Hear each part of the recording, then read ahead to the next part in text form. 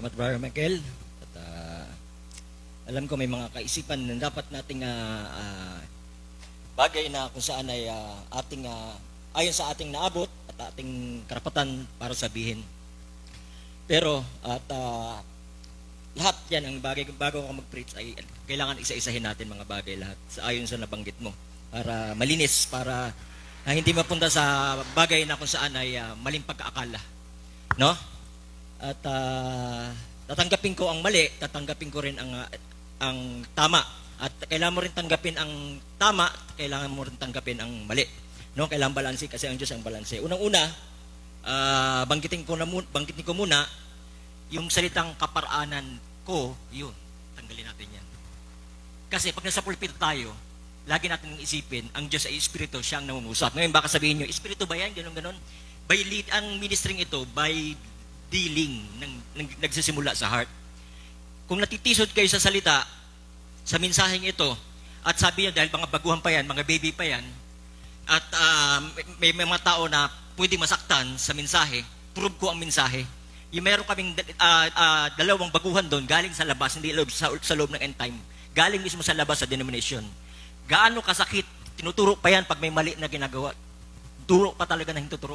Di-rebuke ng Panginoon. Sila rito hindi. Minsan di pinapanalanganan. Pero, tapos na yung gawain, umiiyak pa rin sa Panginoon, nagpupuri pa rin, tapos patuloy pang iinit sa Panginoon. As hanggang ngayon, kahit nandun sila sa Negros, nagpapatuloy pa rin sila sa paglilingkod sa Panginoon, na sila mismo ang nauuhaw pa at patuloy pang gumagawa ng paraan, makacharge sila at makapanood ng live Facebook. Yung ibig sabihin, yung bautismulada doon, no? Makikita natin dito na tayo matatagal na sa mensahe. Hindi naman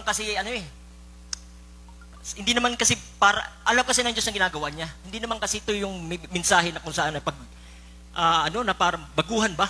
Nakarinig na kayo ng mensahe. Ang problema kasi rito yung mga nagmensahe dito sa loob na kung saan paano nila tinuro ang salita ng tamang proseso sa isang mga kanilang mga membro. May kaparaanan ng Diyos, kaparaanan kasi ang taong ginawa nila. Ayun ang totoo. Kaya pagdating ng salita ng Diyos na matalas dalawang talim, taka sila. Tapos aawayan nila. Sasabihin nila, pinulpito mo ako, iginan mo ako. Tapos sisisihin nila yung tao, hindi nila iniisip na ang Diyos ay Espiritu. Para bang nag-ano tayo rito, nagmi-meeting ba? May meeting tayo mamaya, mag-usap-usap tayo. Ganun lang, parang tao sa tao lang. Hindi po ganun. Kung hindi na lang respetuhin, sabi nyo nga, banal to, kung hindi, ang pulpito ba ang banal? O yung nasa loob na nagsasalita? Ang kailangan natin, respetuhin natin na nagsasalita doon sa udyok ng Espiritu. Kailangan malaman natin kung sino ang banal doon. Hindi yung tawag doon, pag masaktan na, alis, hindi naman to paramihan eh. Sabi ng salita ng Panginoon, ang galing sa Diyos ay makikinig sa salita ng Diyos, ang hindi galing ay hindi makikinig. Kaya nga lagi nangungunti hanggang sa uli. Mas proud pa ako dyan. Hindi dahil sa umalis sila, hindi dahil nalulungkot ako dyan. Nasasaktan ako dyan, kaya nga umiiyak eh. Kaya nga nagkakaroon ng bagay dahil nasasaktan nga. Hindi ako natutuwa ng taong umaalis. Jesus Christ hindi na natutuwa. Kahit sa krus ng Calvary, sinabi niya, patawarin niyo sila, Ama, hindi nila alam ang kanilang ginagawa. Pero, bagamat sinabi na patawarin sila, hindi nila alam ginagawa, wala bang judgment? Kasi kagaanong tinanim ng tao sa kanyang tinanim, ay yung kanyang anihin eh. Hindi naman pinatawad pa rin eh. Kinain pa rin sila ng lupa eh. Paglindol eh, yung paghati ng tabing eh. Makikita natin dito, yung grace nandiyan. Pero ang problema, yung pag-ubuso sa biyaya. Yung kahit narinig nila yung tama, pero hindi nila pinapakinggan at sinasadya nila maging bulag. Yung kasi ang kasalanan doon, yung tawag diyan, yung kasalanang katampalasanan. Yung alam na nila, sinasadya pa rin nilang gawin. Alam naman niya, ganun talaga ako eh. Ayun ang nilagay ng Panginoon sa akin sa gift eh. O ikaw, brother, baka gusto maging pastor dito. O para mag-adjust naman. Siya. Yung hari dito ko no. Alam niyo babae siya. Alam niya may babae sa labas. Tapos hindi sasaway ni Lord. Diyos Espiritu. Hahayaan lang yan. Tapos pipigilan busal. Pinulpito mo ako. Bibigyan mo busal ng Panginoon. Bigay ka. Tapos sasabihin niyo, magpakumbaba. Ang Diyos, magpapakumbaba. Ginawa na niya, tapos na. Ang kailangan niyo na lang gawin, magpakumbaba kayo. Pagsisihan niyo yan. Ngayon, gaano ka pulang kasalanan mo, kung pinagsisihan mo na, tanggap ka ng Diyos. Ngayon, hinihintay ka hanggang ngayon. Kung pagsisisihan mo yan. Pero kung sinasadya mo yan ng paulit-ulit at parang nagiging manhid pa ang budi mo at sinisisi mo pa sa amin dahil napupulpito ka, ayan ang katampalasanan, kasalanang walang kapatawaran. Pag nakakarinig kayo rito ng "Thus saith the Lord", pag nagsabi ako ng "Thus saith the Lord" dito, delikado yan, pwede ako matumba. Pero pag sinasabing "Thus saith the Lord", ganun kayo, Diyos yan. Sabihin ko sa inyo, subok ko ang mensaheng ito. Isa pa, isa-isahin ko lahat ng mga nabanggit. Ang ministry ko nga, hindi pastor bro. Hindi pastor bro. Aminin ko lang sa iyo ha. Mission. Nagmi-mission sa lugar kung saan napapadala ng Panginoon para bitawan ang babala o pagsaway. Kaya pinapunta kami ng Panginoon dito dahil talaga pala may mga sawayin. Dapat ayusin. Hindi para husgahan sila, para ayusin ng Panginoon. Dalawa lang yan, judgment, magiging biyaya. Magiging judgment o magiging biyaya. Pinapunta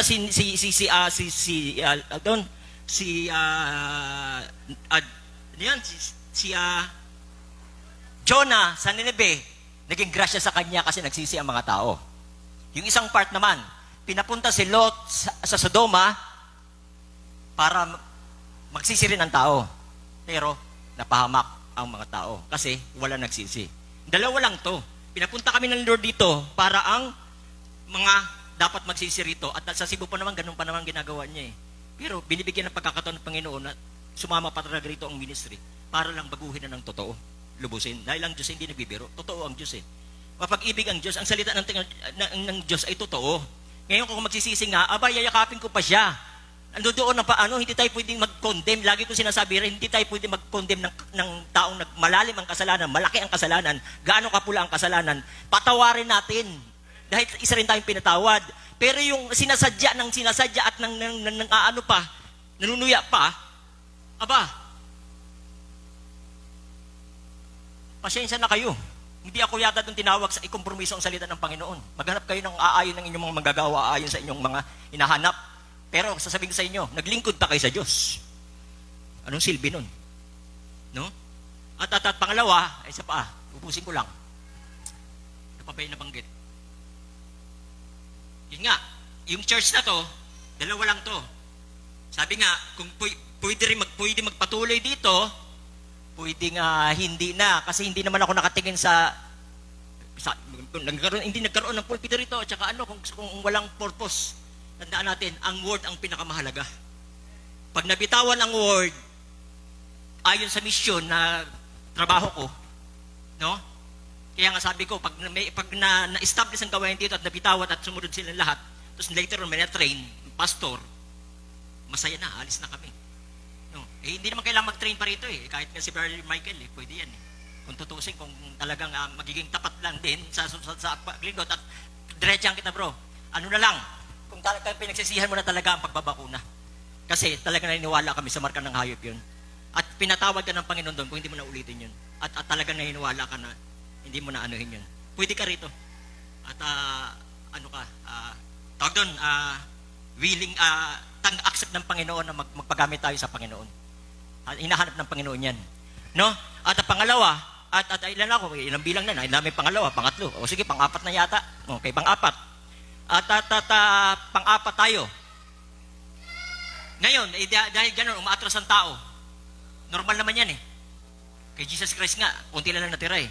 Kung babasihin natin na naglilipatan ng tao doon dahil doon sila maluwag sa kanilang tenga, tapos ay nagiging tama sa kanila, may problema. Pero alam naman nila, may talas man dito 2 talim, pero minumold lang para sa tamang pagrespeto sa salita, sa Diyos. Pero iniiwan nila, gaya ng mga Pariseo, hindi naman talaga pinako si Kristo dahil sa hindi nila nakilala ang Misaya. Nakilala na nila ang Misaya, pero nasaktan sila sa kanilang mga ginagawa. No? At kaya sila nagsilayo. No? Bro, I love you walang personal. Ano lang yun, binabalansi ko lang yung mga nabanggit mo. Para malinaw, kasi ayaw ko umabot sa punto na pag-isipan mo kami ng hindi tama ayon sa nangyayari ngayon. Siguro nakwento na sa iyo ni Brother Sister Dang. At ngayon, inaano ko rin yung side ng namin kung bakit nagkagaya nito. Ginawa ko lang yung part ko, bahala na si Lord magpalago doon. Ngayon, kung ako mang mali, sa kaparaanan na yon, Kung hindi nga kay Lord yun, ang panahon na magsasaysay. Yun lang ang masasabi ko doon. Ayun lang sasabihin ko, kung hindi akin to, papaluin ako ng Panginoon, tawag doon, hindi ang panahon na magsasaysay. Kung hindi akin to. Pero pag ang saysay ang dumating na yon, kagaya ng subok ko na lagi nangyayari sa biyaya ng Panginoon, wag nila paabutan yun kasi nasa huli ang pagsisisi. Nag-last warning na nung December 31, kung napanood nyo yun o hindi kayo kasi naka-attend, may binitawan ng Panginoon mabigat dito na after ng mga bagay at nilayuan pa nila may judgment na susunod eh. Kaya kung bakit napapansin mo, para kami nga alis. Kasi may bibitawan ng Panginoon na salita naman niya. Tapos ang bibig eh. Tapos ang salita, sunod ay tanda. Para ang tao may magising talaga ng tuluyan. Hindi pa naman tinatapos ng biyaya ng Panginoon eh. Kasi pag puro ka salita, hindi ka na pinapaniwalaan, aalis ka siyempre. Si Jesus Christ umalis eh. Kalooban ba umalis? Oo, kalooban. Si Jesus Christ umalis, si Barnabas umalis. May pulpito pa siyang iniwan kasi ayaw makinig sa kanya. O di umalis siya. O kalooban ba umalis? Kalooban umalis.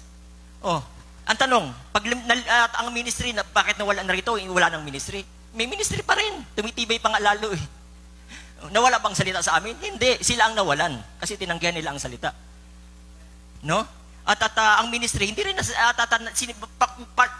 balak na lang sirain. Pero hindi nila masisira ang ministry kasi nakatatak na yan sa puso. Ang ministry kasi wala sa labas, wala sa lugar. Nasa heart na yan eh. No? Kasi kung isipin natin ang ministry yung church, yung ganito, abay, bibigo lang tayo. Kasi yung mga kapatiran dyan lagi nakatingin sa pader. Pag may church ka na, may establish ka na lahat, kompleto ka na, establish ka na, may ministry ka na. Ang ministry, yung salita muna ang nauna. Ni-establish mo sa puso ng tao, ihatid mo sa Diyos. Tanggihan man nila sa hindi. Masakit man sa hindi. Ihatid mo ng tama sa Diyos. Hindi mo siya ikukompromiso. No? Okay, punta tayo sa mensahe para mabitawan lang natin. At least, Brad, malinaw ah. Okay, Brad. Patuloy ka lang, Brad. Inalo ko lang yung side ng mga bagay na dapat malaman lang. May gusto lang bitawan ng Panginoon tungkol dito sa topic na to. At ating pag-usapan.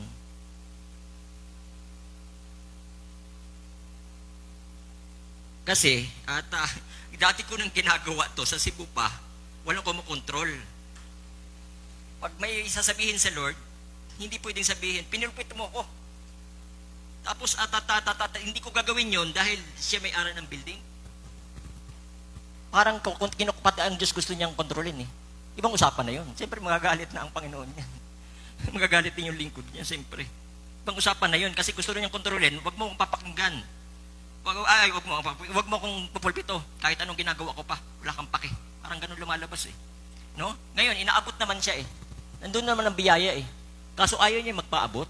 Kaya nga sabi ko, pagsalitain natin ng Panginoon, hindi para matapos siya at judgment na sa Kanya. Para ang Diyos mismo ang magbigay sa Kanya ng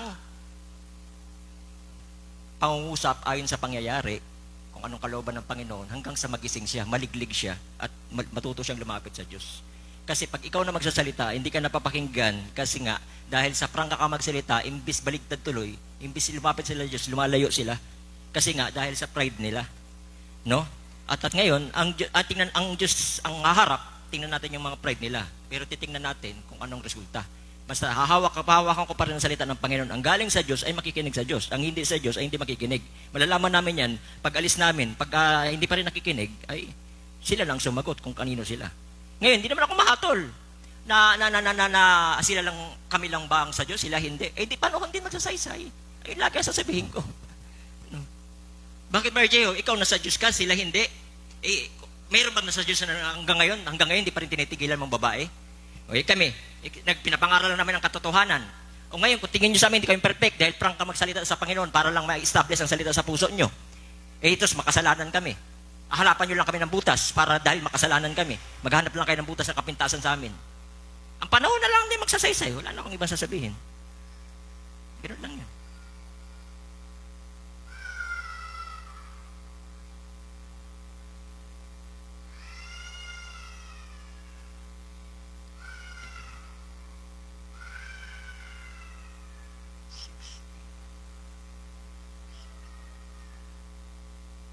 Tsaka ito bro, pinag-isipan namin ng, lampas na nga sa pag-iisip eh. Napag-isipan namin maigi. Tsaka ang pagkatawag ko talaga bro, hindi talaga pastor. Nag-mission, warning preaching to. Tinawag ng Panginoon para magbabala. Yung 2019. Parang pinalabas ba? Para magbabala. Parang mayroon doon, ang tawag ko sumigaw. Para, stay in the line, back to the word. Inaayos ba? May pinupuntahan din sa mga nakaraang lugar. Tapos kala ko, dalaw lang. Kala ko talaga magtatayo din ng gawain. Yung pala, tapos na yung purpose na Panginoon at tumanggap na, ay di umalis. Dalawa kasi nangyayari minsan eh. May pinupuntahan na hindi tumatanggap. Mayroon pinupuntahan na tumatanggap. May nakukuha, may hindi. Mayroon din pinupuntahan na nagtagumpay, di ba? Sa Bicol, may pinuntahan kami, nagtagumpay. Nakabalik na sa Diyos. Naligtas siya. Tapos, umalis na kami, tapos na pala ang mission. Nalaman namin kung ano na lang nagiging problema kasi tapos na pala ang mission. Kasi yung problema minsan, dumadating, akala mo, parang ginugulo lang, parang bumibigay kayo, nagpapadala kayo sa huwag kayo papadala. Kailangan magpatuloy lang kayo.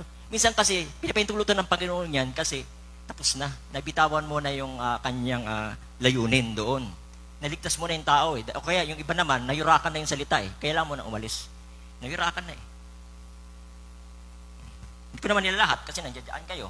Purihin ng Panginoon, Brother Michael, Sister Rolinda, yung si nanay, masipag yan, pero hindi ko pa naman tinaano sa kanya. Alam ko, nadala lang yan sa emosyon niya. Sa mga sabi-sabi rin. No? At hayaan natin ang salita ng Panginoon, mapanood nila to sakali ngayong oras na to. Ito, may mga verse naman tayo, quotes tayo rito. Tayo magsitayo, basahin natin to. Sabi rito, Ephesians 6:10 hanggang 19.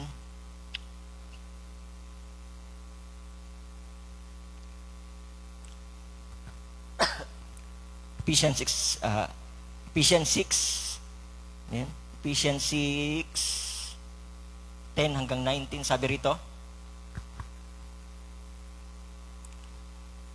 Sabi rito, sa katapos-tapusay magpalakas kayo sa Panginoon at sa kapangyarihan ng kanyang kalasag, magbihis kayo ng buong kagayakan ng Diyos upang kayo'y magsitibay laban sa mga lalang ng dyablo, sapagkat ang ating pakikipagbaka ay hindi laban sa laman at dugo, kundi laban sa mga pamunuan, laban sa mga kapangyarihan, laban sa mga namamahala ng kadilimang ito sa sanlibutan, laban sa mga ukol sa espiritu ng kasamaan sa mga dakong kaitaas-taasan. Dahil dito, magsikuha kayo ng buong kagayakan sa Diyos upang kayo'y mga tagal sa araw ng masama. At kung magawa ang lahat ay magsitibay nga kayo na ang inyong mga baywang ay may bigkis na katotohanan, na may sakbat na baluti at katuwiran, at ang iyong mga paa at may panyapak na paghahanda ng ebanghelyo ng kapayapaan. Bukod dito ay taglayin ninyo ang kalasag ng pananampalataya na siyang ipapatay ninyo sa lahat ng nagniningas na suligi ng masama. At magsikuha rin naman kayo ng turbate ng kaligtasan at ng tabak ng Espiritu na siyang salita ng Diyos, na magsipanalangin kayo sa Espiritu ng lahat ng panalangin at daing sa buong panahon, at mangagpuyat sa buong katiyagaan at daing na patungkol sa lahat ng mga banal at sa akin, upang ako'y pagkalooban ng pananalita sa magbubuka ng aking bibig upang ipakilalang may katapangan ang hiwaga ng ebanghelyo.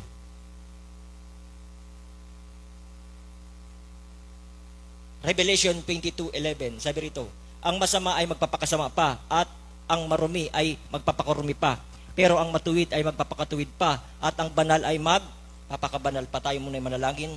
Dakilang Diyos, minsan pa, Panginoon Ama, narito muli kayo, Panginoon, ngayong umagang ito, Panginoon Ama, at muling makinig ng inyong salita, Panginoon, na binigay sa oras na ito, Panginoon Ama. Lord, patunayan mo ang salita, Panginoon, kayo muli magbigkas, Panginoon Ama, sa bawat espiritu, sa bawat iglesia. Itagaw niya lamang ako sa inyong likuran, Panginoon Ama, ayon sa inyong binigay, Panginoon Ama, kayo ang siyang maghayag nito, Panginoon Ama, sa dakilang pangalan ng Panginoong Kristo Jesus. Amen at amen.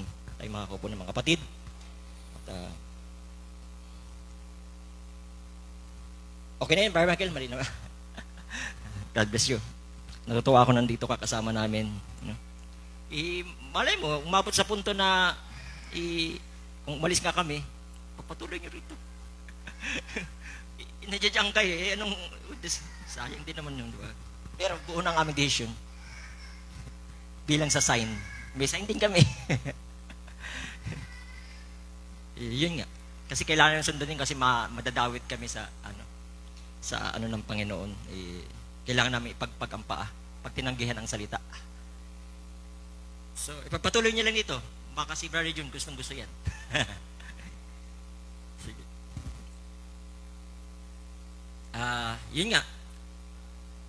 Sabi rito, ang ating binasa, no? Hindi ko na babasahin ng buo. Nakikita natin dito, ang pakipaglaban ay sabi rito, laban sa lalang ng diablo sapagkat ang ating pakipagbaka ay laban sa dugo.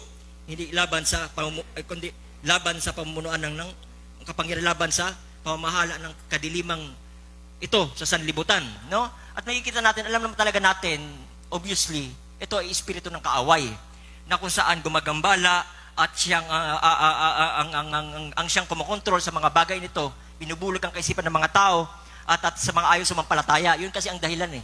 Yung ayaw nila sa sumampalataya dahil sa pagtanggi nila, ang diablo ang tumahan. No? Imbis ang Diyos makapanahan, ang diablo tuloy nakapanahan doon at ang lalang ng diablo ang siyang kumikilos. No? Kaya kahit anong sabi mo ng salita doon, dahil tinanggihan nila, hindi na pumapasok. No? Kahit anong paliwanag mo doon, sabi ng propeta, nagkaroon ng tabing ang kanilang tenga, hindi na nila maintindihan yan, bagkus lilibaking ka pa rin. No? At ganun katalas ang dila ng diablo, makapanghawa, kahit nga si Nanay Rito, wala eh. No? Malingkit lang ng konti, pwede siyang madala. No? At lalang ng diablo, no? Espiritu yan na nagbabahay din sa tao. Gusto rin niya kasi magkatawan tao sa tao. No? Ngayon, para manaig ang Diyos na ginagapi ang laman na yon, pag ayaw tanggapin ng salita, di ang Diyos pagsalitain natin. Parang sa gano'n naman, yung katawan na yon na dapat ang Diyos nanahan, makalaya sa bandage ng diablo. No? Kaya yun ang purpose, ipagpag daw ang paa, umalis. Tapos ang Diyos ang siyang magsasalita na susunod, no? At kagaya nangyari sa Cebu, yung hindi niya tanggap ng salita doon ng ibang mga anti-message, at pag alis namin doon, ayun, bagyo ang nangyari, no? At nakatulong yung iba, nag-text nag-reply na. Hindi ko naman nila lahat, pero meron na. At dati talaga binablock ako, ayaw kong kausapin, no? At sa mamamagitan yan, nakakatulong yun, ang salitang yan, kasi ang bibig ng Panginoon, una, salita. Sunod, judgment. Hindi judgment yung wala ka ng katapatawaran, ha? Judgment na para kalabitin ka ng Panginoon, siya mismo ang mangusap. Parang sa Israel ba, simula ngayon, wag ka na mangusap. Ikaw na lang, sa propeta mo na lang. Kasi hindi namin kaya mangusap ng Diyos, mamamatay ka ang tao. No? Ang gusto na kasi ng mga tao ngayon, ayaw nila pakinggan ang mga talagang manggagawa na galing mismo sa Diyos, at gagawin nila, ang Diyos ang gusto nilang pagsalitain. No? Akala kasi nila, kakayanin nila. No? Sabi rito, dahil dito, magsikuha kayo ng buong kagayakan ng Diyos upang kayo makatagal sa araw ng masama. No? At kung magawa lahat ng magsitibay nga kayo na inyong mga baywang ay bigkis ng katotohanan na may sakbat na baluti ang katuwiran at ang iyong mga paa at may panyapak at paghahanda ng ebanghelyo ng kapayapaan. Bukod dito ay taglayan ninyo ang kalasag sa panampalataya na siyang ipapatay ninyo sa lahat ng pagniningas ng suligi ng masama. Diretso lang tayo rito. Binasa natin dito, Revelation 22:11, sabi rito, ang masama ay magpapakasama pa. No? Nakikita natin sa uling panahon ito, pagtanggi sa salita, ang dati niyang kasamaan ay dumudoble pa. Kasi biblically, ang binanggit ng Biblia, pag may umalis, ang laman, ang tao na walang laman, at aalis yung isa, magsasama pa ng 7. No? Kaya yung dati niyang katigasan ng heart at dadodoble. Ang tawag sabi ng Biblia, hindi ko na nilagay dito lahat ng kasi haba lang. At sabi ng nagiging manhid na ang budhi. No, wala nang manhid na ba? Kahit anong sabihin mo, ikaw pa nagiging masama. No? Ang masama ay magpapakasama pa, at ang marumi ay magpapakarumi pa. Pero ang matuwid ay magpapakatuwid pa, at ang mga banal ay magpapakabanal pa. Naalala ko nung una tayong dumating dito, una natin pinangaral ay dakilang pag-ibig. Natandaan niyo yun? Yung unang dating pa lang dito, yun ang topic natin. I-apply natin sa tama ang dakilang pag-ibig. Huwag natin apihin ang Diyos. Huwag natin ayapang yurakan ang Diyos. No? Ang dakilang pag-ibig, yung alam mo naman na makasalanan na yan ng sobra. Tapos at patuloy pa rin na malapit sa Panginoon. Naglalasing ng sobra at nagninigarilyo, at pero meron pa rin gusto pa rin niya lumapit sa Panginoon. Dakilang pag-ibig. Tanggapin mo siya, wag mo siyang itutulak. Pero yung ikaw na mismo tinutulak, sige, mangaral ka dyan, wag mo lang kami gagalawin. Wag mong papakailan pagbababaero ko. Wag mo ako ipupulpito. Paano papairal ang dakilang pag-ibig sa ganong pati ministry, dinadamay na. At marami pa sinasabi, hindi ko na isa-isahin sa akin, sa mga bagay na to. Pati yung kabila. Alam niyo na kung sino kayo. Kaya diyan umalis sila Bar Michael eh. Yung mga tao naghahanap lamang ng tamang hindi kayo nagiging maayos sa inyong mga, pumipili lamang kayo ng mga diakono nyo na ayon lamang sa gusto nyo. Yung isa magkasinsira na magamit sa Panginoon, pero hindi nyo binibigyan pagkakataon magamit doon at piliin sa mga bagay na yun na hindi naman mga bagay na kung saan naghahabol sa mga bagay na yun, kundi pinapakita nyo talaga na kung saan nagkakaroon kayo ng sarili nyong will. Ayaw lang sa tao. Pag ayaw nyo, ayaw nyo. Pag gusto nyo, gusto nyo. Dito hindi. Meron tayong sentro ng salita ng Panginoon. Hindi ako nagtataboy. Kayo ang umalis sa Panginoon. Kayo lang nagsaalisan. No? Dito hindi. Ang ano rito, kung will mo bang sundin ng Panginoon, halika. Halika, magpagamit ka. Halika rito, upo ka. O pero kung upo ka rito, hayaan mo rin ako maglasing ha, Brother Jeho. Hayaan mo rin ako magbabae, Brother Jeho ha. Hayaan mo rin ako magchismis, Brother Jeho, kahit asawa ko ng pastor ha. Pero pag sa chismis, ang galing niyo magchismis. Pero pag sa chismis sa salita ng Panginoon, may ganyang verse, binasa ko na yun nakarang linggo pa. Mga asawang mga chismosa, na mga ngaral. May verse pa lang ganyan. Gayon din ang mga mangyayari sa katapusan ng sanlibutan. Lalabas ang mga anghel ay hihiwalay ang masama na matuwid, at sila'y igagatong at sa akalan na apoy, at diyan na nga pagtangis at pagngangalit ng mga ngipin. Matthew 13:49-50. No? At makikita natin dito, mayroon talaga kasing paghihiwalay. All things work together for good. Sa pamamagitan ng salita ng Panginoon, hinihiwalay ng Diyos ang sariling kanya at ang sa dyablo. Babalik lagi tayo yan. Ang sa Diyos ay makikinig sa salita ng Diyos, ang hindi sa Diyos ay hindi makikinig. Ngayon, ang magpatuloy hanggang sa wakas siya maliligtas. I-combine lahat yan. No? At pag ikaw umalis, at alam mo naman, ang pinaglalaban dito ay sentro ng salita ng Panginoon, matigas man, pero talagang mold ang dating, ay hindi ka talaga makakatagal sa liwanag. Aalis ka talaga.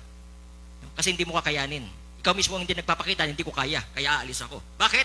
Kasi gusto mong pagsabayin, magsamba o magsimba the same time gumawa ka ng kalokohan. Gusto mo magsimba the same time nang bababae ka. Ayaw mo magpasaway sa Panginoon. Ngayon, hindi ko naman pinipilit mabago ka. Ang problema mo, mabago ka agad. Ang problema mo kasi, pati yung pagpupulpite mo, napupulpito ka, karapatan ng Diyos yun, huwag mo kukontrolin. No? Pinagbabawal mo. Sabi ko, pag kinokontra, tawag dyan, ginawa mo yan, pag binawalan mo gawin yan, aalis kami. No? Dahil, kung hindi man sa punto na ganon, halimbawa, una naming decision, aalis lang dito sa building, kaysa ito eh. No? Ayaw mo, pasa ako sa salita ng Panginoon, langanin kami rito, tapos yung may-ari ng building na lalaki, kinokontrol ng salita ng Panginoon na wag daw siyang pulpito. Paulit-ulitin ka talaga mapulpito, papalanganan ka pa, kaya ako na lang aalis. Nang sa gayon, may kalayaan ako, kung ano sabihin ng Panginoon, wala ako sa lugar mo. Ganyan na kami sa Cebu, ganun pa. Nababasa ng Panginoong Espiritu at walang pinipili kahit sinong pastor pa nga. Sa papa nga ng Roma, pinupulpito eh. Sa Roma eh. Papa ng Roma, pinupulpito, ikaw pa kaya? Basta Basta mali, mali. Inaayos ka, hindi ka para lumayo sa Diyos, pinapalapit ka sa Diyos para pagsisiyahan mo. Ganun lang yon. Marami ang nagsasabi sa akin sa araw na yan, Panginoon, Panginoon, hindi baga nagsisikula kami sa iyong pangalan at sa pangalan mo ay nagsilayas kami ng mga demonyo at sa pangalan mo ay nagsigawa kami ng maraming mga gawang kapangyarihan at kung magkagayon, ipapahayag ko sa kanila kailan may hindi ko kayo nakakilala, magsilayo kayo sa akin, kayo mga manggagawa ng katampalasanan. Gusto nila magsamba. Ngayon, nandun sila, nagumpukan na. Ayon lamang sa gusto nila. Tiyak, umiiyak-iyak yan doon. Tiyak, nagpupuri yan sa Diyos yun. Tiyak. Pero, manggagawa ng kantampalasanan. Bakit naging kantampalasanan? Tinanggihan nila ang pure word. Mas maganda na ang malinaw. 1959, ano ang banal na espiritu? Kailanman hindi sila umakyat doon at tumanggap ng kapangyarihan. Pagkatapos nito, ang banal na espiritu ay sa inyo. Ay may anyong kabanalan. Pagkaharap, parang bait. Pero pag chismis, ang galing. Tetext pa talikod. Sira ka na agad. Ako pa nabaligtad. Para bang kami pang nang aapik sa kanila. Ministry na nga ang inaapi. Parang kami pang naging masama. Tinatayuan ko lang mga katotohanan. Tingnan natin bakit nangyayari yan. Pag ikaw hindi ka pinipersecute sa iyong ministry at fresh na fresh kayo dyan, may problema sa inyo. Ang mga anak ng Diyos dapat dumanas ng persecution dahil sa pagtayo sa katotohanan. Gising. Tingnan nyo ang inyong mga budhi kung sino ang gumagawa ng mga mamimersecute ba kayo o kayo ang pinapersecute? Saan kayo tinawag? Mamersecute. Saan kami tinawag? Magsalita ng katotohanan na walang pangundangan at persecute nyo. Yun ang totoo. No? Sabi rito, Matthew 10:31. Sabi rito, huwag kayong mga takot, kayo lalong mahalaga kaysa maraming maya. Kaya't ang bawat kumikilala sa akin sa harap ng mga tao ay kikilalanin ko naman sila sa harap ng aking Ama na nasa langit. Dapat sino mang sa akin magkaila sa harapan ng mga tao ay ikakaila ko naman siya sa harap ng aking Ama na nasa langit. Huwag ninyong isipin ako'y naparito upang magdala ng kapayapaan sa lupa. Aba. Kahit kayong Papa tumatawag ng kapayapaan, di ba? Peace, peace, peace. One more church, one more government. Peace, peace, kapayapaan. Pero sa likod noon, o di ba? Kapayapaan tinatawag niyan.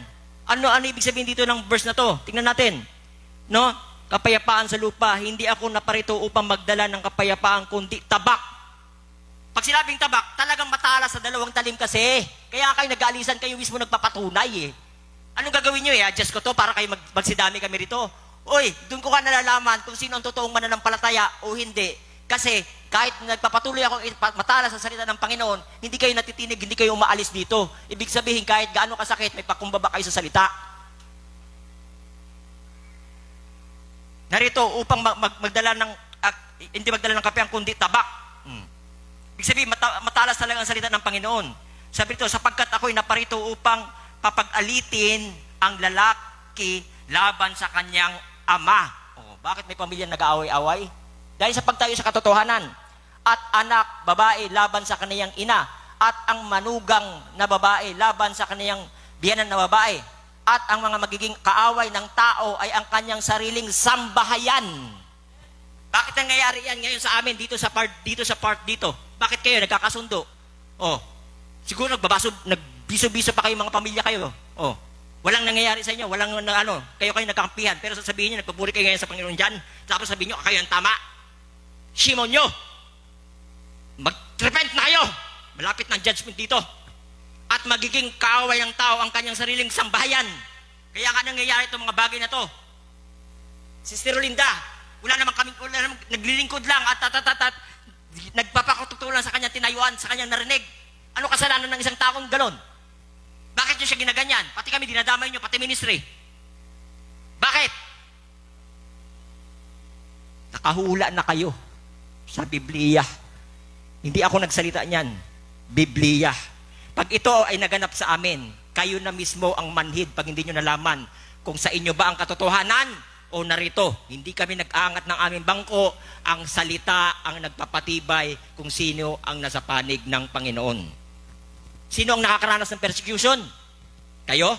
Ay, pinersecute ako ni Berjeho kasi pinulpito ako. Hindi yung persecute, yung napulpito ka. Sinaway ka para maayos ka.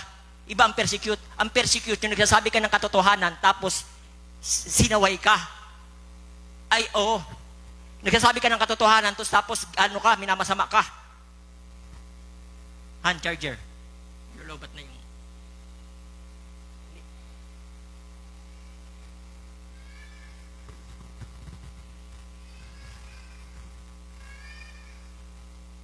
Hindi maabutan. Ha? Hindi, extension. Extension.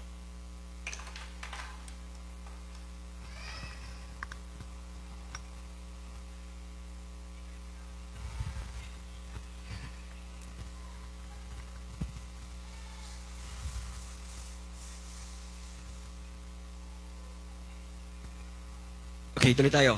Ang umiibig sa ama sa kanyang ay ina, hindi karapat dapat sa akin. No? Pag umibig ka sa ina, tapos iiwan mo na lang yung pananampalataya, di ba kaya ginagawa nila? Dahil halos inaaway-away na ng magkamag-anak, hindi na lang tatayuan ng salita kahit may narinig na silang katotohanan. Kasi natatakot sila, mag-awayin sila dahil sa katotohanan. Kaya yung iba, bumibigay nga eh. Oh. Sister Rolinda, sa biyaya ng Panginoon ay matatag. May paninindigan. Kahit na anong gawin, basta mahal niya sila. Pero sila ang lumalayo. Kailangan maitanggi ang salita. May tinatayuan eh. Dito sinabi ang umiibig sa ama o sa ina, kahit higit kay sa akin, kasi may number 1 eh. Kaya may tinatayuan, kahit magalit sila kay Sister Rolinda, hindi nila iiwan yun. Hindi iiwan ni Sister Rolinda ang katotohanan. Pero mahal niya sila. Alam, niniwala ko, mahal din yung mga ina, kapatid, mahal niya yun. Kaya nga siya naiyak eh. Karapat, sabi rito, higit kay sa akin ay hindi karapat dapat sa akin. O sige, magkasundo na kayo magkakamag-anak, pero sa Diyos naman, hindi na kayo karapat dapat. Mamili kayo ngayon. Ayun ang problema eh. Okay, kunyari, Sister Rolinda bumigay, kunyari lang. Dahil hindi niya kaya yung persecute ng kamag-anak. Nagkasundo-sundo sila, nagkabati-bati na sila. Ay, salamat, nagising ka na. Sasabihin pa nga nila, gising, baliktad pa nga eh. Ay, salamat, nagising ka na. Tapos, ang sasabihin naman ng Panginoon kay Sister Rolinda, kunyari lang naman to.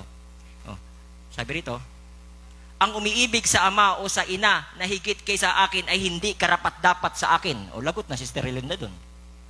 Sample lang yun. No? At ang umiibig sa anak na lalaki o anak na babae higit kay sa akin ay hindi karapat dapat sa akin. Lagot na. Iiwan ka ng Panginoon, pero balik na kayong kapamilya nyo. Kaya na ngayon, yung pumili sa pamilya, yung dati nag-MC rin dito, umatigas na rin ang puso kasi iniwan na siya ng Panginoon. Sa ngayon, malay mo, ang Diyos na, baka si Pastor Michael lang makapagbalik loob niyan dito. At hindi nagpapasan ng kaniyang krus at sumusunod sa akin ay hindi karapat dapat sa akin. Kailangan nyo talaga magpasan ng krus. Ano pinapasan nila? May pinapasan ba sila? Meron. Ano pinapasan nila? Nagpapasan sila ng mga chismis at ihahagis doon. Ayan ang pinapasan nila. Na may persecute. Ang nakakasumpong ng kaniyang buhay ay mawawalan nito at ang nawalan ng buhay dahil sa akin ay ako ang tinanggap. Ay, dahil sa akin, sabi na, ay mawalan ng buhay dahil sa akin ay makakasumpong niyon at tumanggap sa iyo ay ako ang tinanggap. Ibig sabihin, pag tinanggap ka, Sister nila, ang Diyos ang tinanggap. No? Pag tinanggihan ka nila, dahil may tinatayo ang katotohanan, tinanggihan din nila ang Diyos. No? At ang tumanggap sa akin at tinanggap ang nagsugo sa akin. Ganon din sa nagpipreach. Pag tinanggihan yun, huwag ka mong paparinggan, huwag mo papulpito ha. Hindi ako ang tinanggihan nila, ang may akda ng salita. No? 2 Tesalonica 2:12. Dahil ayaw nilang tanggapin ang katotohanan, hahayaan ng Diyos na sila'y malinlang ng espiritu ng kamalian at maniniwala sa kasinungalingan. Hindi ba hayag na malinaw na nangyayari yan? Kahit na sinungaling, kahit na sinani na nadala na. Oh. Kasi, naniwala man, ganyan, siguro nga pumunta rito, parang ako pa nagkikasalanan, concern na nga ng Panginoon, dalawin dito para ayusin sana sa spiritual, pero gusto nila kasi, yung sabi ni Michael, dahan-dahan, ang Panginoon, alam niya kasi, kung ito ay baby pa ba, o hindi naman kayo bago talaga kasi nga, alam din ni Diyos ang kanyang ginagawa, kasi yung dalawa doon na bautismado, baguhan lang yun. Depende na kasi sa tao yan. Kasi mas marami sa Pariseo na sa loob ng sariling bayan ni Kristo, ang titigas kasi ng puso. Panatag sila na sila ang tama. Pero ang tumanggap din sa panahon ni Kristo, ang mga nasa labas, wala sa sariling bayan niya, hindi siya tinanggap. At ganun din nangyayari ngayon, panatag din sila, wag lang din silang sasawayin. The same lang din, wag din sasawayin ang mga Pariseo kasi ipapakaw ka namin sa krus. Ganun din nangyayari ngayon, mga Pariseong yan, wag nyo rin kaming gagalawin. Christian na kami, end time na kami. Pag ginalaw mo kami, papakaw ka namin sa mga pangalawang pagkakataong. Ganyan ang malinaw na nangyayari, mga bulag lang kayo.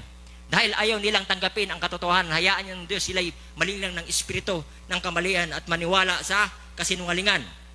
2 Peter 3:3. Nalalaman mo na ito na sa huling araw ay magsisiparito ang mga manunuya, ang na may panuya na nagsisilakad ayon sa kanilang masasamang pita. Why? May pita kasi, hindi may suko-suko no? Nagtayo ng simbahan, pumayag nga, pero gusto niya pagsabayin ang babae niya at saka sa ministry. Hindi papayag ang Diyos dito niyan. Alanganin naman Brad, okay lang yan, basta may gawain, salamat sa mga gandang gamit sige magpatuloy ka lang babae yan, tapos mag-preach lang ako, hindi kita paparinggan Brad. Gagawin ko to, ay kukompromiso kong salita ng Panginoon, ano ka hello? Maghanap pa ng pastor na ayon sa gusto mo, ayon sa sinabi ng Biblia. Hindi ko hangad ang kayamanan sa lupa, hangad ko ang kayamanan sa langit na hindi naman makukupas. Lahat yan, kukupas. Di ko kailangan yan. Nagkataon lang, nagkaroon yan, pero hindi ko yan, wala yan sa puso ko. Kaligtasan yung habol ko. Galatians 6:7. Huwag kayong padaya, ang Diyos ay hindi nagpapabiro, sapagkat ang lahat ng inihasik ng tao ay siya namang aanihin niya. Paano? Okay. Kawikaan 16. Ang lahat ay nilikha ng Panginoon na mayroon layunin. Kahit na nga ang masama, itinalaga sila para sa kapahamakan. Kinasusuklam ng Panginoon kinasusuklaman ng Panginoon ang mayayabang. Ako ba nagsabi na mayabang ka? Kinasusuklaman ng Panginoon ang mayayabang. Meron bang sasabihin, kailangan maging babidaya tayo, Berjeho. Mga baby pa yan Kailangan mga biyaya tayo. Kinasusuklaman, meron ba nasusuklam na, nang babae ka, Brad, sinasaway mo ako, nagpipreach ka, huwag mo akong paparinggan, Brad. Ay, Brad, sorry, Brad. Hindi na kita ipupulitive, Brad. Hindi na kita ipaparinggan. Hindi naman ako nagpaparinig una sa Brad Hindi rin ako nagpupulpito sa iyo una, Brad. Ang Diyos, sinasaway ka. Kung hindi ka niniwala, banal na espiritu ang nangungusap dito sa oras na ito, tuwing nangangaral, pag alis namin, malalaman mo na ang Diyos ay tinanggihan mo. Ganun lang yun. No? Kinasusuklaman ng Panginoon ang mayayabang. Pag sinabing kinasusuklaman, galit! Magkikita mo yun sa aura ng pitching. Nagalit ang Panginoon sa mayayabang. Pero sa taong mayayabang na mayroon namang puso na gustong bumalik sa Panginoon, welcome kayo kahit gaano kapulang kasalanan. Kailangan balanse. Ang mga end time na iba, hindi binabalanse ang tamang aral. Akala nila ang biyaya, pwedeng abusuhin. Sa gitna ng biyaya, kailangan magpatuloy pa rin sa kasalanan. Mali! Hindi ganun ang pagbibiyaya. Kaya nyo, pinagsasabay ka rin. Kaya may mga pastor na bababaero rin, pinagsasabay nilang kasalanan, pati pag-preach. Naku kayo. Kaya nagpatawag ang Panginoon, stay in the line, back to the word, dahil sa inyo. Jeremiah 1:16. At sila'y magsisilaban sa iyo, ngunit hindi sila mananaig. Oh, yan, tama sinabi ni Barry Michael kanina, yung binasa ng 7 seal. Laban sa iyo, sapagkat ako'y sumasa iyo, sabi ng Panginoon, upang iligtas ka. Mateo 12:31, mas maganda ng basa para masabi nyo, ang mga binabanggit ko rito ay hindi akin, mismo sa galing sa Biblia. Mateo 12:31, sabi rito, kaya't sinasabi ko sa inyo, mapapatawad ang anumang kasalanan at paglapastangan, ngunit papatawarin ang anumang paglapastangan sa Espiritu. Sino man magsalita laban sa anak ng tao, yung salita yon, yung word, ay papatawarin. Ngunit sino man magsalita laban sa Espiritu, yung sabihan mo pa lang, pinulpito mo ako at tatatap mo, sa niyurakan pang ibang mga salita, no? Hindi papatawarin maging sa panahong ito at sa panahong darating. Paktay na. Ibig sabihin, pangalawang kamatayan. Kung magkasala ka sa Espiritu, pag binabawalan mo mag-preach, sabihin ng buo ang salita ng Panginoon, nagkakasala ka sa Espiritu. Kasi gusto mong gawing mangmang ang Diyos na mangusap lamang na kagaya sa'yo, na hindi ka gagalawin, na pati ang Diyos papatahimikin mo. Tao ka, Diyos siya. Diyos ka, tao ka. Sino ang dapat magpakumbaba? Tapos na siya, ikaw naman. 1 John 5:16-18.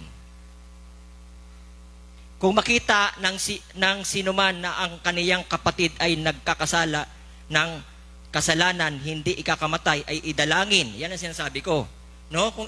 Di ba nakikita nyo naman noon, hindi pa siya lumalaban sa Espiritu? Kahit anong paulit-ulit ng pagkakasala ng may-ari nitong building lalaki dito, hindi naman siya ginagalaw. Minsan si Sister Linda pa nga ang masyadong nasasabon eh. Pagdating sa lagi siyang kinukomport ng Panginoon tungkol sa kasalanan niya sa pambababae. Diretsahan na tayo, pasensya ka na kung nanonood ka ngayon. Dapat lang sa'yo yan. Tapos nasaway lang ng konti, napulpito lang, lumaban na sa simbahan. Wala raw karapatan, ipulpito siya. Bakit ako ba meeting ba to? Lumalabang ka sa banal na Espiritu, pananagutan mo yan. Iyan, idalangin siya at bibigyan siya ng Diyos ng buhay sa mga hindi nagkakasala sa Espiritu, na ukol sa kasalanan ng hindi ikakamatay. May kasalanang ikakamatay, hindi tungkol dito ang sinasabi ko. Kasi yung sinasabi rito, tungkol yon sa kasalanan, ay tungkol sa kasalanan yung na hindi ikakamatay. Sinasabi ko dito, idalangin ninyo lahat ng kalikuan ay kasalanan, ay may kasalanang hindi ikakamatay. No? Nalalaman natin na ang sino mang ipinanganak sa Diyos ay hindi nagkakasala. Yun naman pala, Brother Jun eh. Ayan, nabanggit yung pangalan mo.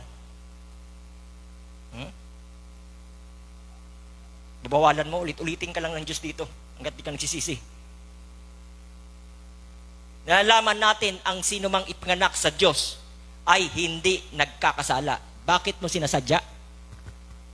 Bakit mo sinasadya? Alam mo na, hanggang ngayon, di ka pa rin tumitigil sa babae mo. Datapwat, ang ipinanak sa Diyos ay nag-iingat sa kanyang sarili. Kaya siguro, hindi nag-iingat, di ka pa pinanganak. Ngayon, naniniwala ko, kahit di ka pinanganak sa Espiritu, basta may binid na dyan, may takot kang galawin ang Espiritu. Bagamat ayaw mo pa maglingkod ng tapat sa Panginoon, pero hindi mo siya gagalawin. Hindi ako naniniwala na gagalawin mo. Kasi nakaabang na yun, yung binhi hanggang magising eh. Kahit hindi ka pagising sa pero hindi mo siya gagalawin. Hindi mo gagalawin ang Espiritu. Kasi iisa kayo eh. Balang araw magigising ka rin eh. Pero kung nagkakasala ka ng blasphemy, gagalawin mo yung banal na Espiritu, may problema sa'yo. No? Sabi to, naiingatan sa kanyang sarili ay hindi ginagalaw ng masama. Sabi rito, Marcos 3:29. Ngunit sino mang lumaspastangan sa banal na Espiritu ay hindi mapapatawad kailanman. Nakagawa siya ng isang kasalanang walang hanggan. Pag sinabing walang hanggan, tapos na. Para din yung marka ng hayop. Tapos ka na. Sa mga hindi rin nagsisi ha, pinanindigan lang. Marami kasi tayong katibayan doon sa quotes na yun eh. Kaya huwag kayong masaktan kung ayun ang katotohanan. Kasi sa quotes naman natin kinuha eh. No? Kung magsisi ang tao at nabigla lang siya sa kanyang desisyon, may iro pa yun siyempre. Hindi man ganun ang Diyos eh. Pero pinanindigan niya kagaya ng iba. Ay, magpapabakuna pa ako. Ay, yan ba ako? Papabakuna pa ako. Wala talagang talagang gusto talagang tuyain ang katotohanan. Mga Kawikaan 4:10. Kawikaan 4:10, sabi rito. 10, makinig ka, aking anak. Payo ko tanggapin. Lalawig ang iyong buhay. Oh. Pag tinanggap mo pala ang payo ng Panginoon, lalawig ang buhay, kasama pala yung hahaba ang iyong buhay. No? Maraming taong bibilangin, no? Sabi rito, ikaw pinatnubayan ko sa daan ng karunungan. Ituro ko sa iyo ang daan ng katuwiran. Hindi ka matatalisod sa lahat ng iyong hakbang. Magmabilis man ng lakad ay hindi ka mabubuwal. Malinaw ba yan? O ngayon, ang binanggit dito ay, no, lalawig ang iyong buhay. Saan? Pag nakinig, magpasaway o makinig sa payo. Okay. Pag hindi nakinig sa payo, pati manggagawa, ginalaw. Isaiah 41:9-13. Ito naman ang sagot ng Panginoon para sa amin. Ikaw na aking hinawakan mula sa wakas ng lupa at tinawag kita mula sa mga alabok, sa mga sulok niyaon. No? At pinagsabihan kita na ikaw aking lingkod. Experience ko to. Kaya hindi nyo pagsulungan na yan. Sa panahon, depressed na ako at kala ko wala nang pag-asa. Ito palang, itong verse na binigay ng Panginoon sa akin. Aking pinili ka at hindi kita itatakwil. Huwag kang matakot sapagkat ako'y sumasa iyo. Huwag kang malupaypay sapagkat ako'y iyong Diyos. Aking palalakasin ka. Oo, aking tutulungan ka. Oo, aking alalayang ka ng kanang kamay ng aking katuwiran. Narito silang lahat ng mga galit sa iyo ay mapapahiya. Tapos pala siya, napahiya kayo, wala na kayong ministry dyan. Sige, maglumpukan kayo sa church nyo. Manggagawa ng katampalasanan naman. Ano silbi nun? Kala siguro nila, pag nawalang ministry dito, napahiya. Hindi. Dahil pag umalis dito, binanggit naman, the big one is coming in Manila. Wow! Sino kaya ang napahiya? Tingnan natin, hindi pa nabigo ang binanggit ng Panginoon sa ministring ito. Dahil yung nabitawan ang pagputok ng bulkan 2020, nangyari. At nagka-COVID, nangyari. Lahat na nangyari ng prophecy na binibigkas dito ay hindi nabigo. Narito silang lahat nangagalit sa iyo ay mapapahiya at mga lilito silang nangakikilaglaban sa iyo ay yung pala eh. Kaya pala binanggit dito. Kaya pala binanggit dito. Makinig ka aking anak sa payo, lalawig ang iyong buhay. Pag ayaw makinig, silang nakikipaglaban sa iyo ay papanaw at mapapahamak. Iyong hahanapin sila at hindi mo na masusumpungan sa makatuwid. Bagay silang nakikipaglaban sa iyo ay sila yung nakikipagdigma laban sa iyo ay papanaw at gaya ng bagay na wala. Sapagkat ako ang Panginoon mong Diyos ay hahawak sa iyong kanang kamay na magsasabi sa iyo, huwag kang matakot, aking tutulungan ka.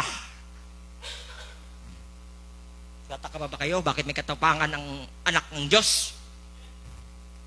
Mga Kawikaan 26:28. Ang sinungaling na dila ay nagtatanim ng mga sinaktan niya. Ang sinungaling na dila ay nagtatanim na mga sinaktan siya. At ang bibig ng kungwang, mapagpuri ay gumagawa ng kapahamakan. No? Sinungaling na dila, no, kung saan pinalabas pa, na kung saan ay wala siyang kinalaman sa pagpunta rito. Binuhos lahat kay Sister Linda lang may gusto pumunta rito. Wala rin kinalaman si Sister Linda, sumang-ayon lang siya sa Diyos. Oo, wala ka rin kinalaman, tama ka. Dahil ang Diyos ang may gusto na pumunta kami rito. Para sana sa iyo yun. Para hanguin ka sa kasalanan. pero hindi ka nakinig. Pero wag mo rin sasabihin yung sumang-ayon, Sister Lindo, na pumunta kami dito, wala kang alam. Dahil sa iyo ko pinainal na pupunta kami doon, Brad, sa Manila, sa inyo. At papayag ka ba? Ganun. Sumang-ayon ka. Kasi hari-hari ka nga, imposible hindi ka papayag. Ang yabang-yabang mo nga Tapos sabi mo, hindi mo diktahan ang lahat ng tao. Pag ayaw mo nga, di ba? Bakit hindi mo kang binawalan doon pa? Ayaw ko pumunta kayo doon. Sumang-ayon ka, huwag kang hugas kamay. Sinungaling ang mga dila ay nagtatanim ng mga sinaktan niya at bibig ng kunwang magpapuri ay gumagawa ng kapahamakan. Yan, nagtatanim ka lang ng kapahamakan sa sarili mo. Sinungaling ka. Kawikaan 19. Mas mabuti pa ang mahirap na namumuhay ng matuwid kaysa hangal. Sige, bukas ka pa ng tindahan ngayon. Hindi ba laking lapastangan yan? Sabi mo, nagkwento ka sa akin. Makinig ka. Sabi mo sa akin, nagkwento ka lang, RJ, yung katabi namin. Kasi kami, pag Sunday, sirado kami. Tapos yung katabi namin, alam mo, hindi pa rin lumalaki ang kanilang tindahan hanggang ngayon, mahirap pa rin. Kami, umasenso na.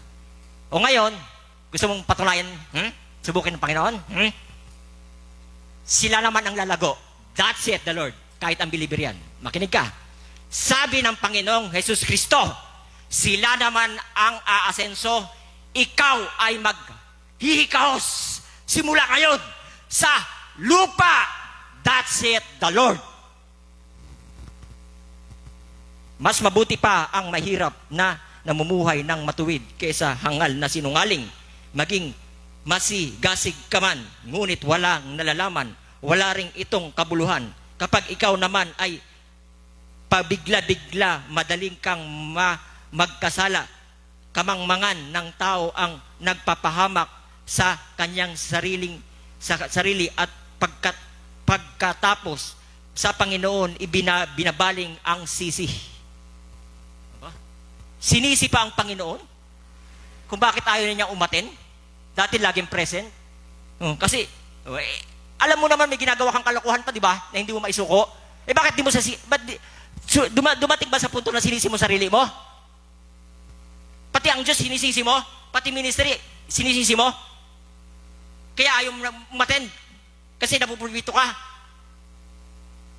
Kaya nga may pulbito. Ano ba purpose ng pulbito? Church of correction, di ba? Anong feeling nyo rito? Hello, hi, hello, God bless, bow, uwi na tayo. Galing nyo. Ginagawa nyo lang tradisyon ng simbahan. Pupunta kayo sa simbahan ngayon, nandiyan yung kabilang JT. Pupunta kayo yan, pupuri kayo. Kayo naghalik-halikan dyan sa ano. Pero paimbaw na kayo lahat dyan. Nanggikayat pa kayo, pati si nanay naglilingkod dito na maayos. Hinatak nyo pa. Paimbaw kayo. Diretsahan na lang tayo. Kahit saksakan mo kami ng puro kasinungalingan, ang katotohanan ay mananatili. Ang mayaman ay maraming kaibigan.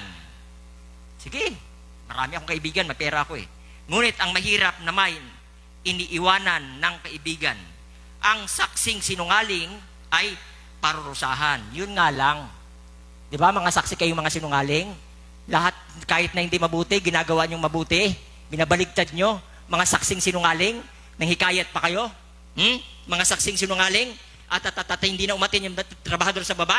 Dahil sinabihan pala na huwag na umaten. Pati yung mga umaaten dito, kahit naglalasing yun, umiiyak yun dito sa Panginoon. Hinatak nyo. Ang saksing sinungaling ay parurusahan at ang nagsisinungaling ay hindi makakatakas sa kaparusahan. Ang sinungaling ay hindi makakatakas sa kaparusahan. That saith the Lord. Puno na ang Panginoon sa inyo. Kaya alis na kami rito para makapagsalita na siya. Dapat hindi na ako nagsasalita nito Matthew 5:28. Datapwat sinasabi ko sa inyo na ang bawat tumingin sa isang babae na taglay ang masamang hangad ay nagkakasala na pangulo niya sa kaniyang puso. Tabihan pa kaya doon pa sa lugar ko, sa Cebu, tinabihan mo ang babae mo, doon pa sa hotel nyo, nila si Linda, bumukod lamang kayo ng kwarto. Bunyag ka, pasensya ka, magsisi ka. Hindi papayagan pa rin, hindi kayo bunyag. Dahil biblikal yan. Ilanta rin ang espiritong sinungaling sa iglesia.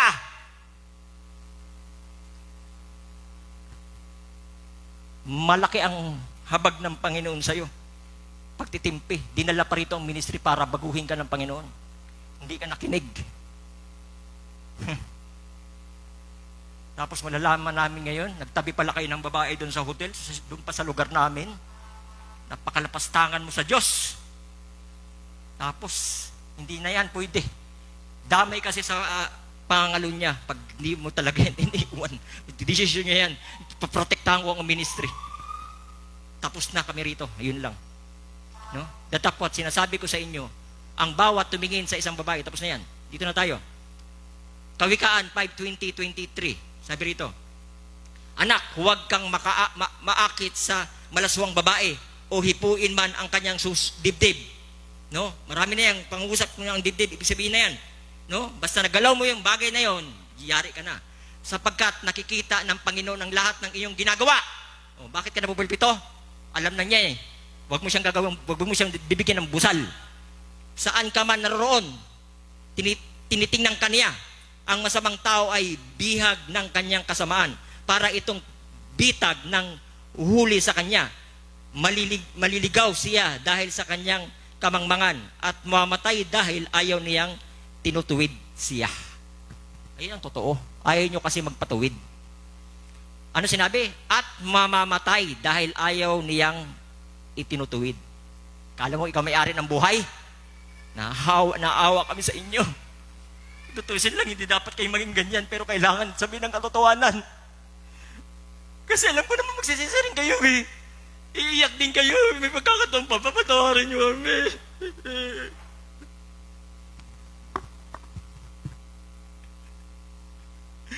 Nakakabag kayo.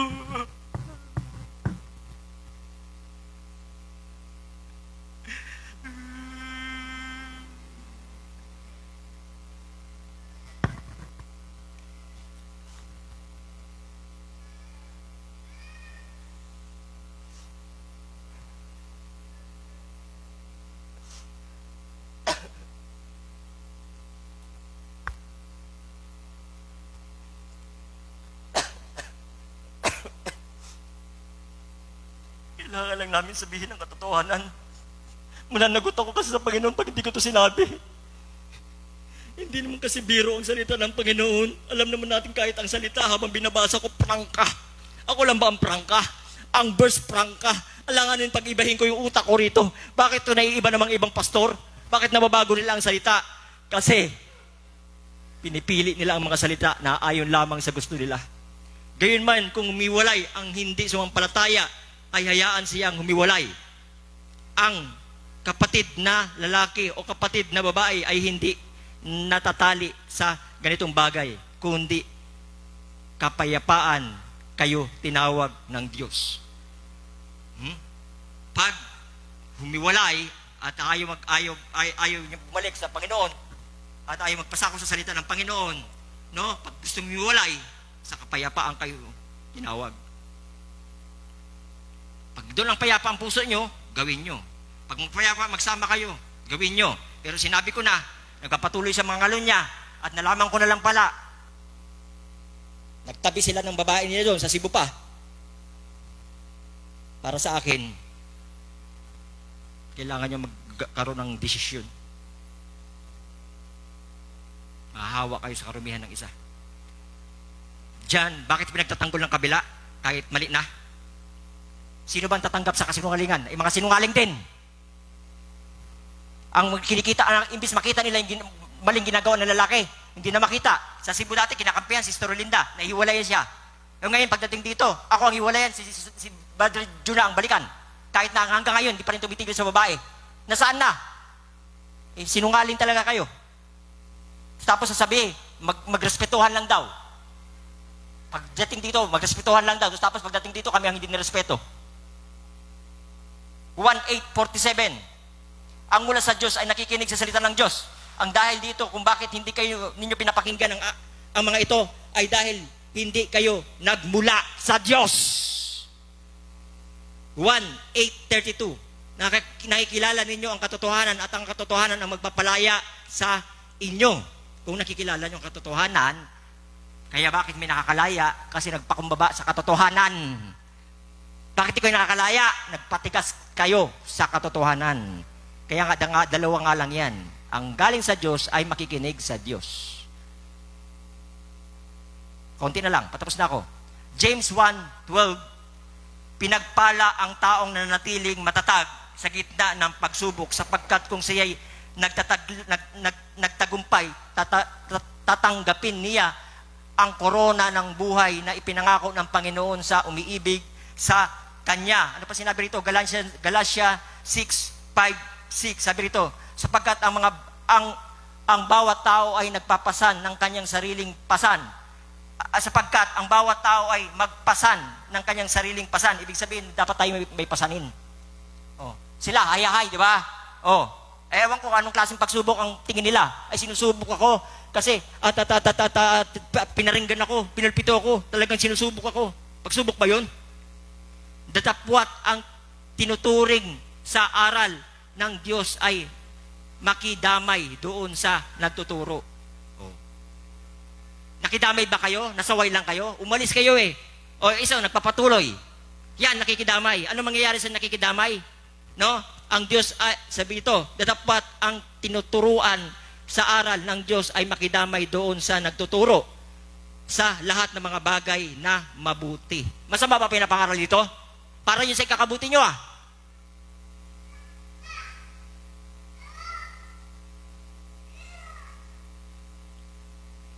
2 Timothy 3:11. Konti na lang. May dalawa na lang siguro ng titira.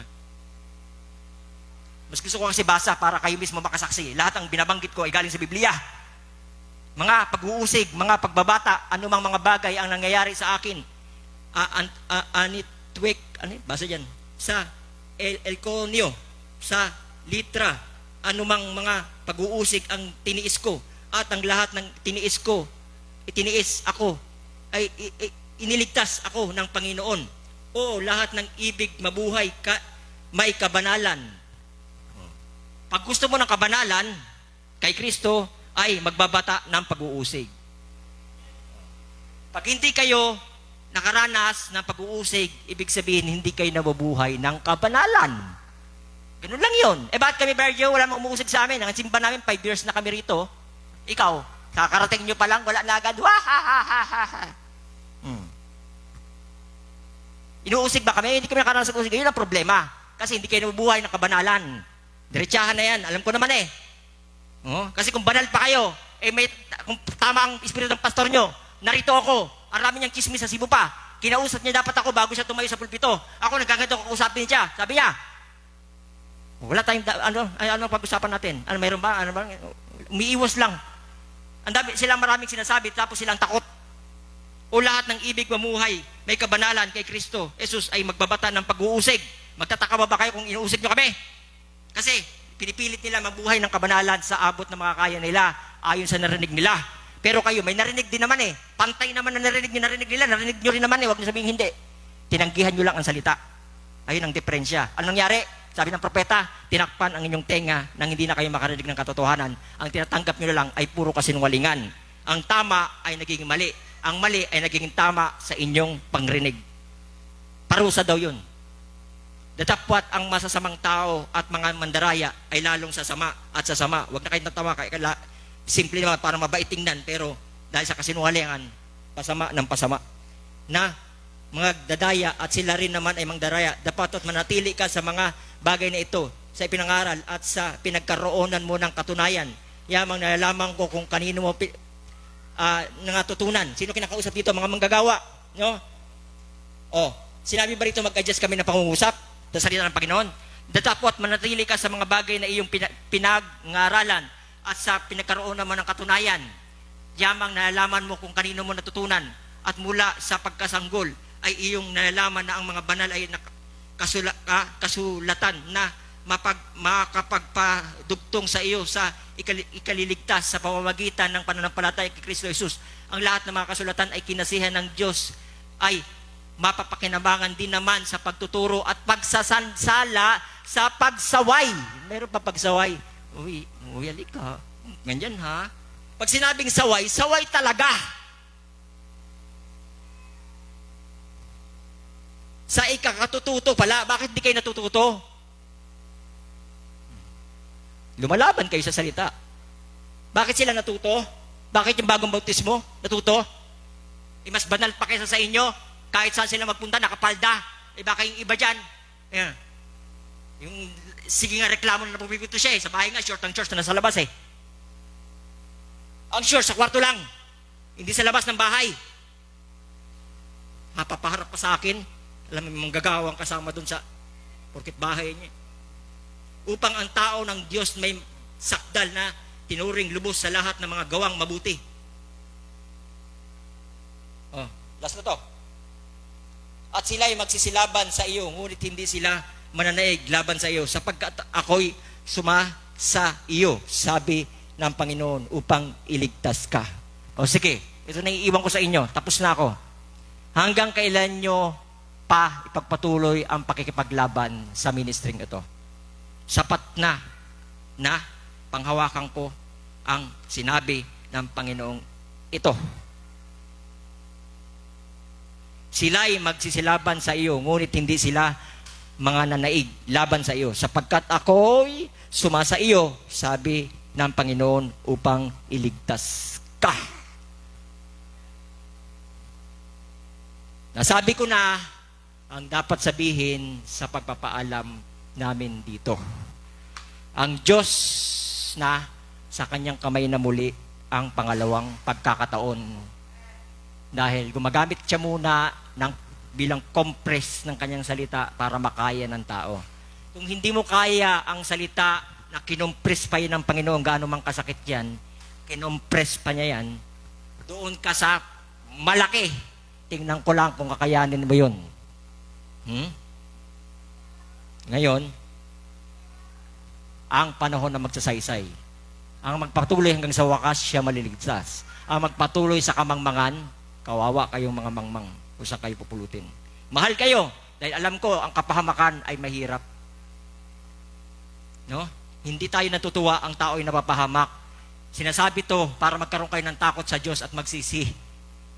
Pero habang sinasabi na magsisi kayo, lalo kayo lumalaya sa Panginoon. Umabot na sa punto na may paghihiwalay na nangyayari. Kasi kahit naman masakit o hindi masalita ng Panginoon, basta may binhi ka hindi ka naman aalis dyan, naniwala ako Kaya yan ang panindigan ko. Hindi mo kailangan i-adjust ang salita ng Panginoon para sabihin mo, para hindi sila magsalayas, Brad.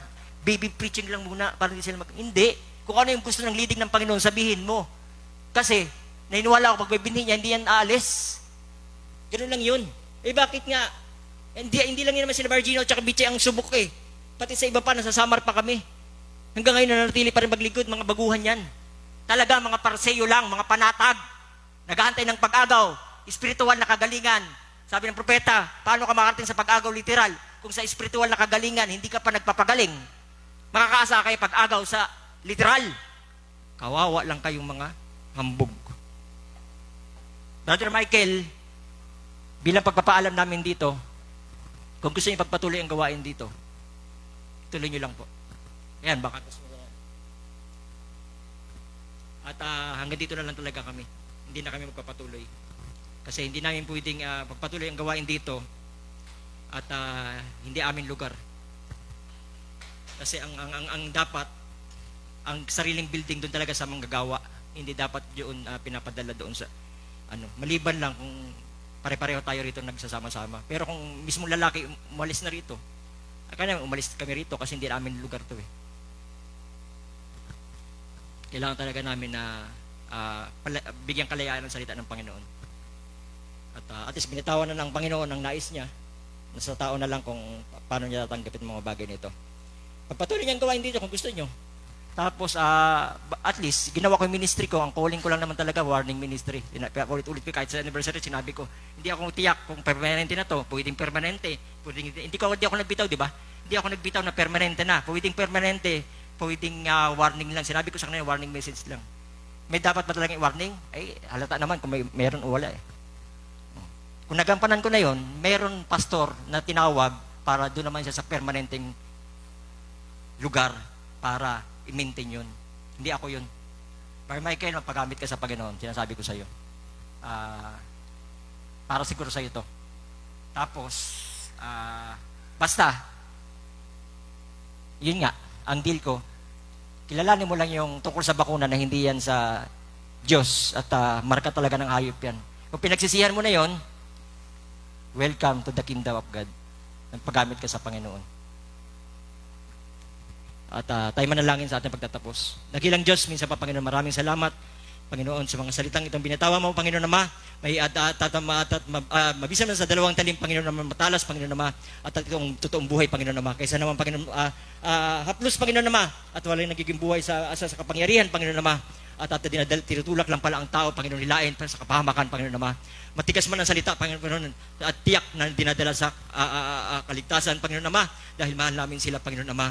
Hindi kami narito, Panginoon Ama, upang lokohin ang tao. Narito kayo, Panginoon Ama, upang magbigay ng katotohanan, dahil totoo namin silang iniibig sa espiritu at katotohanan. Nang sa gayon, kailangan lang naman isuko ang mga bagay na hindi nararapat upang sama-sama kami makapaglingkod ng tapat sa inyo, Panginoon Ama. Lord, maraming salamat, Panginoon Ama. Iniiwan namin, Panginoon, ang lugar na ito, Panginoon, ng payapa, Panginoon Ama. Kayo siyang mag-control, Panginoon Ama. Kayong siyang mag-bless, Panginoon, sa mga titirang panahon pa. Dahil alam niyo rin, hindi na magtatagal. Ay kayo babalik na, Panginoon Ama. At sa titirang oras, Panginoon Ama. At nawa, Panginoon, pukawin mo kanilang puso, Panginoon Ama. Bibiyaan mo kanilang puso, Panginoon Ama. Magising pa, Panginoon Ama. At dalangin namin, Panginoon Ama, sa kabila ng lahat ng kanilang mga sinasabi, sa kabila lahat ng kanilang pagmamatigas. At sana maghimala pa, Panginoon, at sila lumambot, Panginoon Ama, at makilala, Panginoon, ang layunan niyo, Panginoon, bakit kayo nagsasalita ng ganito, Panginoon Ama, upang lang ilagay kami, Panginoon, sa inyong sentro ng kanyang salita, Panginoon Ama. At hindi kami nagtatangi ng tao, Panginoon, mahal namin sila, Panginoon Ama. Ang saway lamang, Panginoon Ama. Hindi kami mahatol, Panginoon Ama, dahil ang totoong hatol sa araw ng paghukom. Pero sinabi niyo, Panginoon Ama, ang salita niyo, Panginoon, ay hatol, Panginoon Ama, upang wala ng hatol sa darating, Panginoon Ama. Kaya ito'y masakit sa dalawang talim, Panginoon Ama, upang hatulan ngayon para walang hatol sa darating, Panginoon Ama, sa mga tunay na nagpapakumbaba. Kaya ang tao ay nahatulan sa darating, sa wala ng kapatawaran, ayaw nila magpakumbaba sa salita, at ayaw nila isuko ang kanilang buhay ng totoo sa inyo, Panginoon Ama. Tulungan mo sila, Panginoon, magtagumpay, Panginoon Ama, dahil ang laman ay mahina. Huwag niyo silang hayaan madaya ng kaaway, Panginoon Ama, na kung saan ay magkaroon ng kabuluhan, mawala ng kabuluhan, aming pagpunta rito, Panginoon Ama, napapunta lamang sa wala, Panginoon Ama.